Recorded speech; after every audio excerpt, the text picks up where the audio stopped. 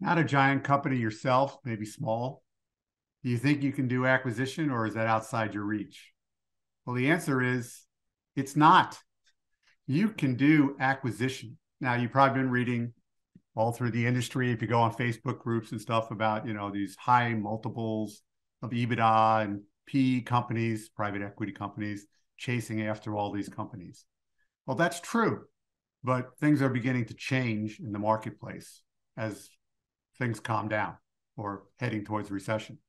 So the first thing is, even when it was really hot, they're not interested in an owner operator or a 3 to 5 truck company, 1 to 3 trucks, 5, even up to 7 trucks typically, is something that they don't really want to bother with. But you can do it. You can acquire a company like that. And the time to do it is right now. My family business did that all the time. We actually sat on the money waiting for slower times like this. Just like buying real estate, you don't want to buy it at the top. You want to buy it when it's headed down or at the bottom. And that's the same thing that applies to this.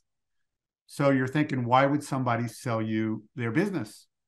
And the answer is, if it's an owner operator and they're getting to 50, 60, 70 years old, they're kind of running out of real estate. And what, in a slow time that's coming up, do they really want to go out of business for nothing?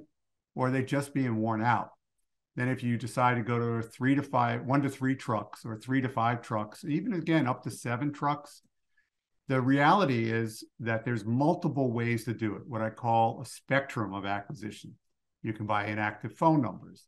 You can have an owner operator stay home, get the phone number to ring in your office, and then you'll pay them when calls convert. There's a whole myriad of things that I'm sharing here about how to do this right, all the way to what we call wild. So from mild to wild in acquisition, you're actually buying companies, setting up hub and spoke with a main shop and a spoke maybe an hour or so away from you. So you have what I call a beachhead to market around, because you don't want to be driving out there and then driving back. This is a great way to do it. This is what my family did for decades, and it really made a big difference. And it's exactly what I've taught my clients to do for the last 20 years. But I told them the really best time to acquire is when people are fearful. Now, does that mean that you'd stop your organic marketing or marketing? No, but this is a great extra tool to put in it. And frankly, it's probably going to be the most cost-effective way that you can go to market. And so this is what I advocate for you. Even if you're a small company, you can really do acquisition the right way.